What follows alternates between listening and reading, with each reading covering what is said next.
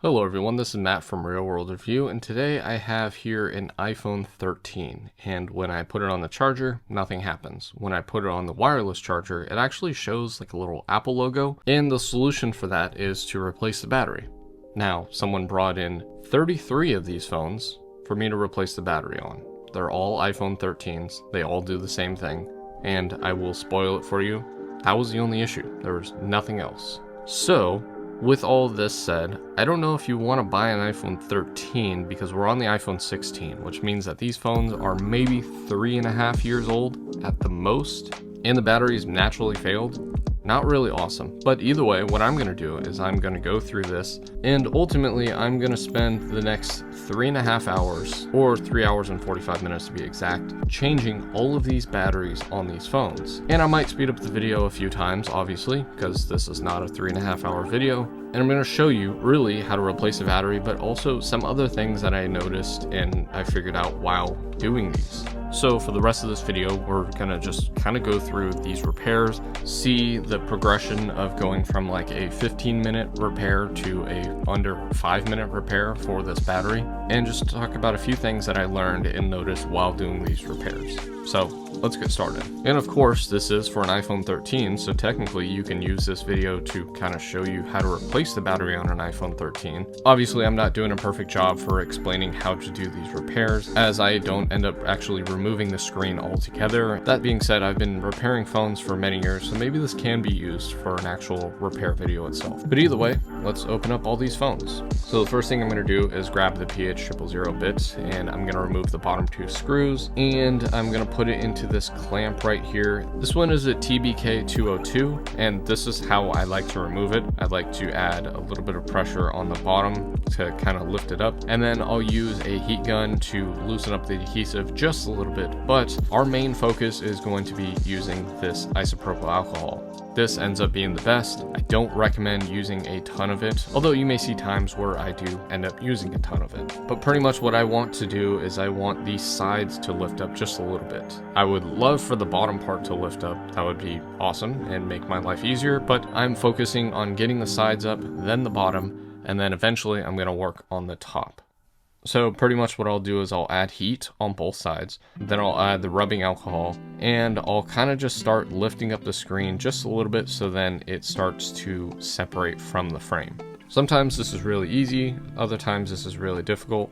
Like for this one, I had to kind of reset it down again and start the process over. This was also the first one that I was doing, so I was trying to be as careful as possible, as breaking the screen would kind of make this whole repair useless.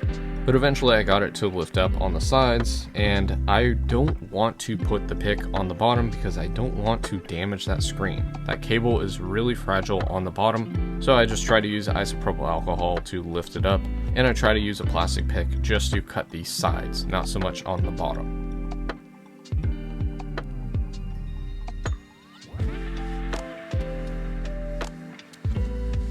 Then as the screen lifts up, I use some heat on the top to kind of loosen up that adhesive. And the only thing that's really holding it in is that adhesive and some clips. So I'm kind of shimmying the screen down just a little bit.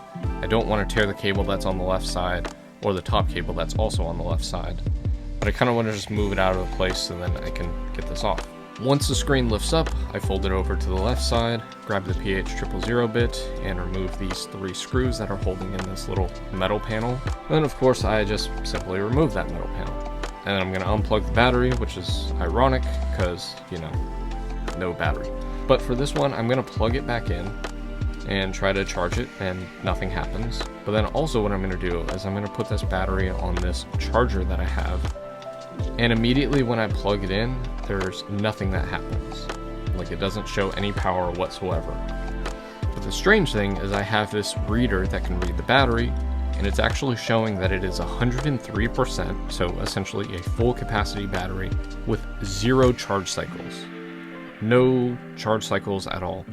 It even says the battery's at 58%, but what I believe is that this was manufactured in 2021 and it was never used. And then the battery either was discharged, or it was a defective phone altogether, was never sold, or sold to a bunch of people and just never used. I mean, this is something that's almost 4 years old, So it kind of makes sense, but also is a little bit disappointing. But it is something that I've seen on iPhone 7s personally. So not super surprising, but just very weird. But anyway, I'm going to plug this in and try and see if I can charge the battery. Leave it for a couple minutes or, a couple seconds, see if it'll charge. And nothing is happening at all whatsoever. So I'm just going to try and grab these pull tabs and pull out the battery, which looks like one of them came out and the other not so much. So I'm just going to use a pry tool to kind of lift up the battery and separate it from the phone. Obviously it's not that simple. I did add a lot of heat, so maybe the residual heat is kind of helping loosen up that adhesive, but ultimately the battery came out with very little trouble. I'm also very used to this, so it's not too difficult for me to do in the first place.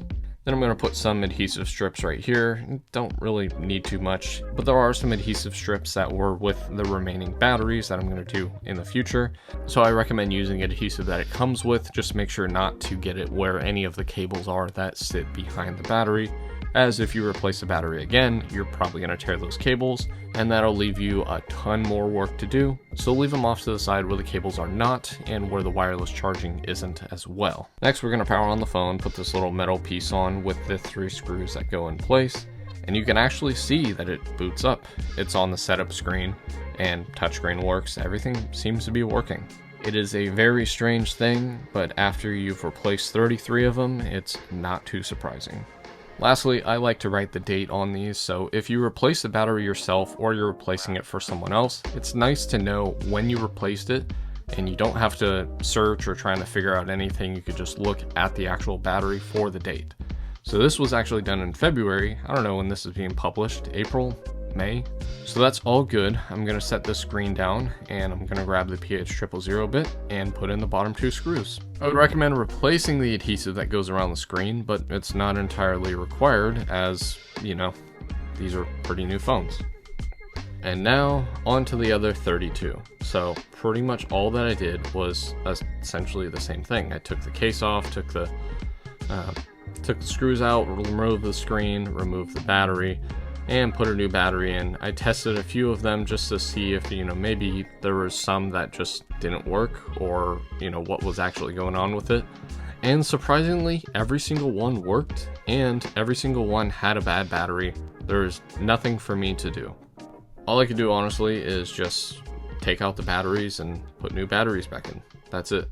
And this process went on and on and on and on. And the first one in total took me about 13 to 13 and a half minutes, something like that. And once I started working on the next one, it took me 9 minutes. Eventually, I got down to less than 5 minutes. I'll probably put it up on the screen if I know exactly what it is, but I got down to less than 5 minutes doing these repairs. So what I learned is that these repairs, 1, aren't that difficult, and 2, the more that you do, the quicker it's gonna be. Which seems obvious, but in the beginning, I thought that all of these were gonna take me like 15 minutes to do each one, and it was gonna take forever. But like I said, it only took me about 3 hours and 45 minutes, give or take a few minutes, to get that done. Honestly, it was just kind of crazy just having a stack of batteries on my table and just constantly switching one out, 1 to 1, 1 to 1, 1 to 1, over and over and over again. And the consistency of these, just having the batteries fail like that, is just really surprising. I don't understand why that happened. And as we keep going, you can see like all the stuff on my table just keeps moving over and over again, like this placemat that I have, which is kind of funny to me. But yeah, the biggest thing that I learned too is that alcohol is your friend when it comes to doing repairs. This definitely made life a lot easier removing these screens. And if you don't overdo it, it actually doesn't really ruin anything on the phone.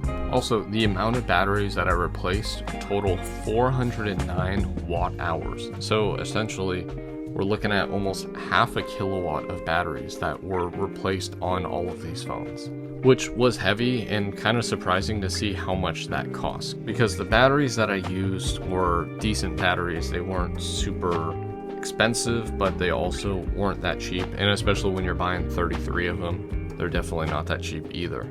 So if I were to buy the batteries now, which I'm not sure, maybe the price has changed a little bit. So when buying those batteries, they cost $395, which is definitely not cheap, but it does show how cheap these batteries are in a sense, because if you're paying $12 maybe even $20 for a battery, and this is something that Apple does for $80, they're making essentially $60 to $70, if not more, given they probably got the batteries for cheaper. This is also assuming they still do them for $80. I think it might be a little bit more now. But also, Apple can't do all of these batteries in 3.5 hours, or even 4 hours, or even a couple days. This is something that takes them like 2 hours to do just for the screen. I would assume the battery would take even longer thing, but if you want to watch the full thing in normal speed, I'll most likely leave this entire video as an unlisted video in the description. That way you can just watch it if you really want to. It's literally 3 hours and 49 minutes, so yeah, it's a lot. I'm gonna turn off the audio, so it's just gonna be nice and quiet. You get to watch everything, and you get to watch me change all of these batteries.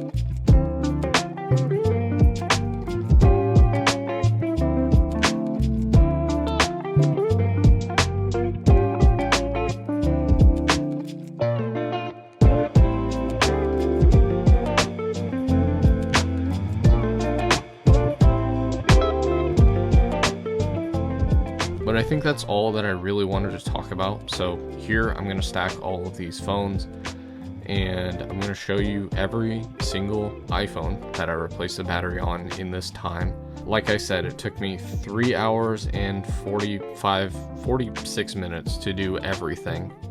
And yeah, here is all the phones, which can't really even fit in the shot in the first place. And here are all of the batteries, which also can't fit in the shot. And trying to grab all of these batteries in one is kind of difficult to do, but here they are. Hopefully you enjoyed this very strange video.